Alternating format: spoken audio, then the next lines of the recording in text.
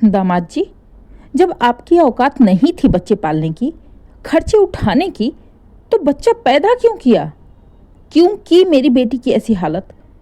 बेटी रागिनी की हालत देख बौखलाई हुई शांति जी अपने दामाद पंकज के ऊपर भड़क पड़ी। पंकज कुछ बोले उससे पहले ही पंकज की माँ उर्मिला जी बोल पड़ी। अरे बहन जी, पंकज की कोई गलती नहीं है। वो तो मैंने ही बोला था कि बहू को मेरे पास भेज दे। जो भी कहना है मुझसे कहिए, मेरे बेटे को मत कहिए। अच्छा, बड़ा बुरा लग रहा है आपको अपने बेटे के लिए? और मेरी बेटी का क्या? उसके बारे में सोचा है आपने? क्या हाल कर दिया है आप लोगों ने मिलकर मेरी बेटी का? बता रही हूँ उर्मिला जी, अगर मेरी बेटी को कुछ भी हो गया तो मुझसे बुरा कोई नहीं होगा। एक एक को जेल भेज कर रहूंगी मैं। शांति जी का गुस्सा देख उर्मिला जी डर गईं।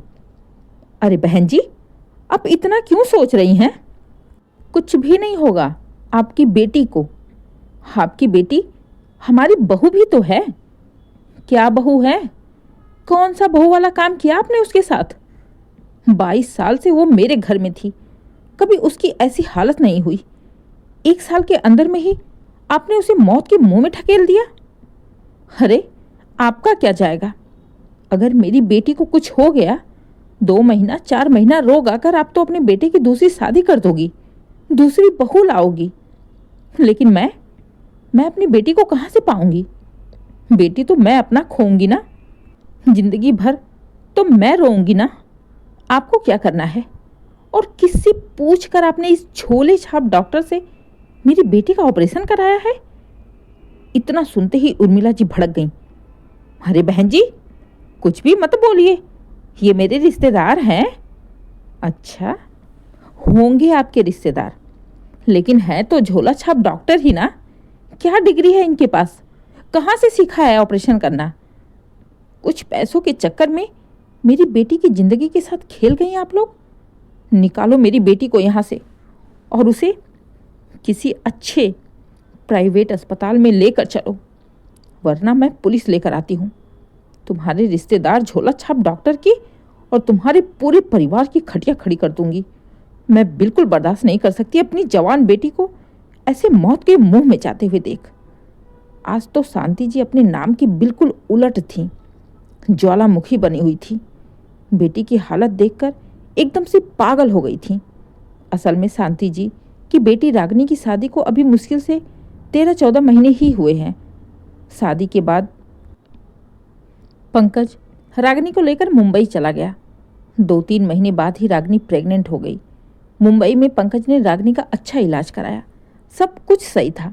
रागिनी की प्रेगनेंसी को 6 महीने हुए तो पंकज ने अपनी माँ उर्मिला जी को फ़ोन करके बोला, माँ तुम 1-2 महीने के लिए यहाँ चली आओ, इस समय रागिनी को तुम्हारी ज़रूरत है।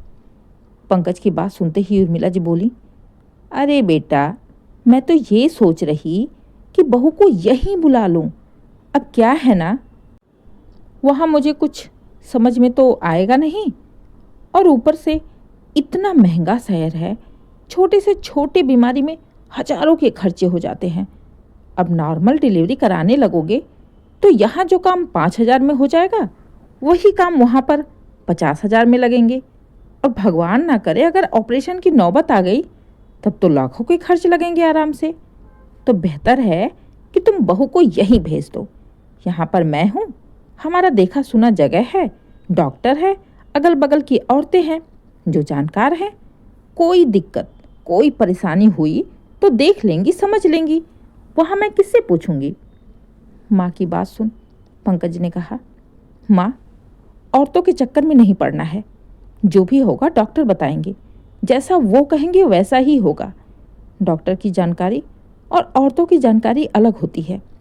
कुछ भी अलग नहीं होती बेटा, कुछ भी अलग नहीं होती। ऐसा तुम्हें लग रहा है ना, शहर जाकर सब कुछ भूल गए हो। मैंने भी तुम्हें पैदा करके इतना बड़ा किया है, तुम तो घर पे ही हो गए थे। तब तो इतने डॉक्टर के चोचले भी नहीं थे। तुम खामखा परेशान हो रहे हो। तुम आराम से अपनी नौकरी करो, मैं सब कुछ देख लूँगी। पंकज लाख अपनी माँ उर्मिला जी को मना करता रह गया, लेकिन उर्मिला जी ज़बरदस्ती करके रागिनी को अपने पास बुलवा लेती हैं। डॉक्टर ने जो डेट दी थी उसके 15 दिन पहले ही पंकज ने अपना टिकट करा लिया था घर जाने के लिए। लेकिन रागिनी का 9वां महीना लगते ही मुश्किल से 2-3 दिन ही गुजरे होंगे कि उनके पेट में तेज दर्द होने लगा। उर्मिला जी पास के ही उनके रिश्तेदार बंगाली डॉक्टर के पास ले गईं, जो नॉर्मल डिलीवरी कराने के साथ साथ छोटा मोटा इलाज आराम से करता था, छोटा मोटा चीर फाड़ भी कर देता था। पहले तो उसने रागिनी की नॉर्मल डिलीवरी कराने की कोशिश की, लेकिन जब रागिनी का दर्द बढ़ता गया, उसकी तकलीफ बढ़ती गई, यहाँ तक कि बच्चे ने पेट में ही गंदा पानी पी लिया, तो उस बंगाली डॉक्टर ने तुरंत ही अपने ही जान पहचान के दूसरे डॉक्टर के पास ले गया ऑपरेशन के लिए, जहाँ रागिनी का ऑपरेशन हुआ और उसने एक बेटे को जन्म दिया। लेकिन फिर रागिनी की हालत बिगड़ने लगी। उसका ऑपरेशन ठीक से नहीं हुआ था, न टाँके ठीक से लगे थे, दर्द खत्म होने का नाम ही नहीं ले रहा था। रागिनी की तकलीफ बढ़ती जा रही थी, किसी भी सुई दवाई का कोई भी असर नहीं था। इधर पंकज को जब रागिनी के बारे में पता चला तो उसने तुरंत ही ट्रेन पकड़ ली, लेकिन अगले दिन आने से पहले ही ये सारा कुछ रागिनी के साथ हो चुका था। रागिनी की दुर्गति हो चुकी थी। पंकज आया जब उसे पता चला कि रागिनी को उर्मिला जी बंगाली के पास लेकर गई थी और उसी की पहचान वाले के यहाँ ऑपरेशन हुआ है, तो पंकज माँ के ऊपर भड़क पड़ा। उसने तुरंत एम्बुलेंस को फ़ोन किया रागिनी को किसी अच्छे प्राइवेट अस्पताल में ले जाने के लिए। तब तक शांति जी भी बेटी की खबर सुनकर भागती हुई रोती हुई आ गई और आते ही पंकज के साथ साथ उर्मिला जी पर भी बरस पड़ी। फिलहाल तो पंकज शांति जी की बातों पर ध्यान ना देते हुए रागिनी को लेकर तुरंत प्राइवेट अस्पताल भागा, जहां डॉक्टरों ने उसका ऑपरेशन खोल के फिर से ऑपरेशन करके अच्छे से टाँके लगाए। तब तक रागिनी का ऑपरेशन इतना पक गया था, इतना खराब हो गया था कि रागिनी को पूरे 20 दिन हॉस्पिटल में एडमिट रहना पड़ा। और ये सब लापरवाही की वजह बस उर्मिला जी का लालच था। प्राइवेट अस्पताल में पैसों का चक्कर, पैसों के डर से रागिनी को बंगाली के पास लेकर गई थी, जबकि पंकज ने मना किया था। इसके बावजूद भी हालात ऐसे हो गए थे कि उस समय बेटे के होने की खुशी किसी को नहीं थी। सबको ये था कि बस रागिनी कैसे बच जाए। खैर, जैसे तैसे इतनी दुर्गति के बाद तो रागिनी ठीक हुई और 20 दिन बाद जब घर आई, घर आने के 1 हफ्ते तक तो उर्मिला जी ने कुछ भी नहीं कहा। लेकिन जैसे ही रागिनी थोड़ी सही हो गई, खाने पीने लगी, एक दिन मौका देखकर उर्मिला जी ने रागिनी को उसकी माँ की सारी बातें बताते हुए बोली, बहू, अस्पताल में तो तुम्हारी माँ हमारे ऊपर ऐसे भड़क रही थी जैसे तुम्हारी चिंता बस उन्हीं को है, हम तो तुम्हारे दुश्मन हैं। आज के बाद ना मैं तुम्हारी माँ से कभी बात नहीं करूँगी। कितना भला बुरा कहा उन्होंने मुझे। हमारी औकात देखी, मेरे बेटे की औकात देखी। अरे, उन्हें शर्म नहीं आई? अपने दामाद से कोई ऐसे बातें करता है भला? सास के मुंह से माँ की बातें सुन रागिनी को बहुत अजीब लगा। उसे विश्वास ही नहीं था कि उसकी माँ इतना सब कुछ बोल गई हैं।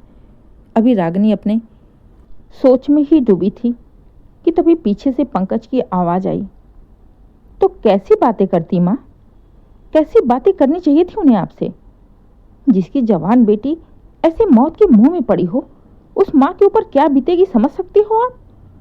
आपको उन्होंने 4 बातें बोल दी तो आपको बर्दाश्त नहीं हो रहा, और आपने उनकी बेटी की क्या हालत कर दी थी, ये भला वो कैसे बर्दाश्त कर सकती थी? मैंने बोला था ना आपसे कि अगर रागिनी को कोई भी दिक्कत होगी तो आप उसे तुरंत किसी अच्छे अस्पताल में लेकर जाना। लेकिन आपने पैसों के चलते, कुछ पैसे बचाने के चलते आप उसे बंगाली के पास लेकर गई। माँ, वो बंगाली है, छोटे मोटे रोग का इलाज करता है, दवाइयाँ देता है। बच्चे पैदा कराना और छोटे मोटे रोग का इलाज करने में बहुत बड़ी बात होती है। लेकिन ये तुम्हें कौन समझा पाएगा? मैं तो बिल्कुल भी नहीं समझा पाऊंगा। माँ, मैं बस इतना कहने आया हूँ कि मैंने 1 महीने की छुट्टी ले ली है, क्योंकि रागिनी अभी इस लायक है नहीं कि मैं उसे लेकर जा सकूँ। 1 महीने बाद मैं उसे अपने साथ लेकर जाऊँगा। मैंने सोचा था 4-6 महीने यहीं पर माँ बेटे को छोड़ दूँगा, थोड़ी देखभाल हो जाएगी, लेकिन अब नहीं।